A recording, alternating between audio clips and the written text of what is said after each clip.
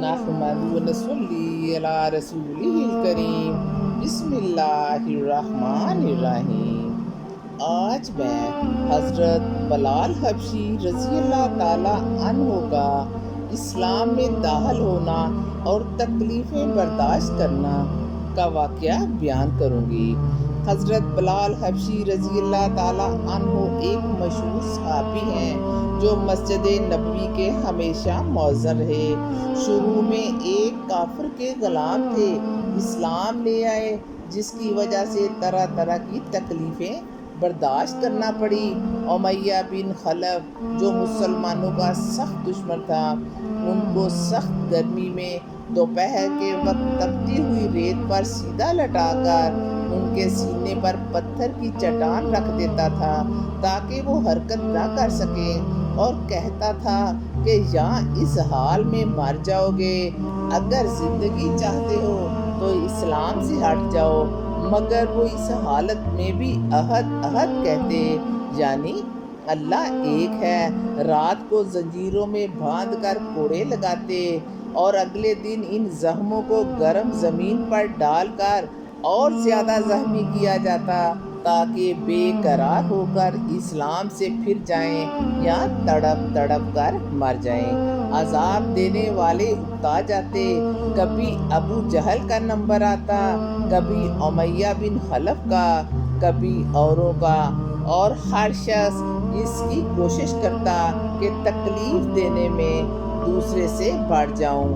حضرت ابوبکر صدیق رضی اللہ تعالیٰ عنہ نے جب حضرت بلال کو اس حالت میں دیکھا تو ان کو خرید کر آزاد فرمایا۔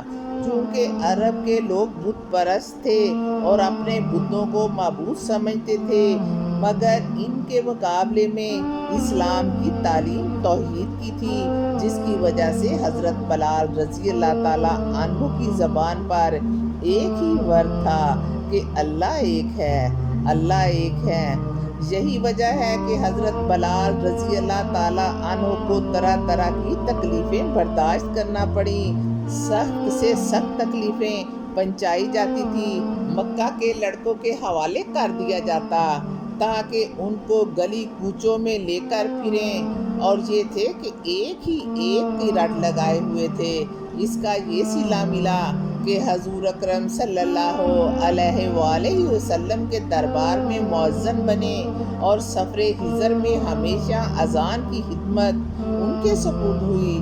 حضور صلی اللہ علیہ وآلہ وسلم کے وصال کے بعد مدینہ میں رہنا اور حضور صلی اللہ علیہ وآلہ وسلم کی جگہ دیکھنا مشکل ہو گیا تھا، اس لیے ارادہ کیا کہ اپنی زندگی کے جتنے دن ہیں جہاد میں گزاروں، اس لیے جہاد میں شرکت کی نیت سے چل دیے۔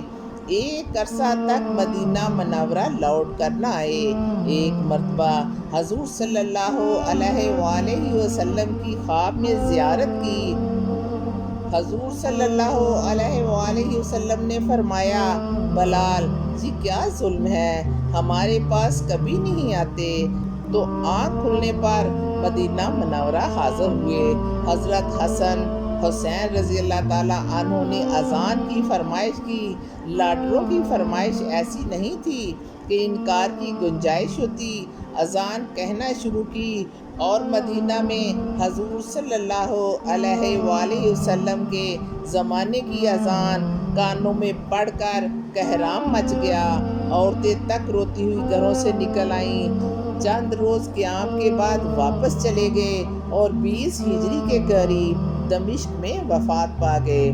اللہ تعالیٰ ہم سب کو حضرت بلال رضی اللہ تعالیٰ عنہ کی طرح اسلام پر ڈٹے رہنے کی ہمت دے اور اسلام کے اصولوں پر چلنے کی توفیق دے۔ اللہ تعالیٰ ہم سب کا حامی و ناصر ہے۔ یا اللہ میری اس دعا کو قبول فرما، آمین ثم آمین۔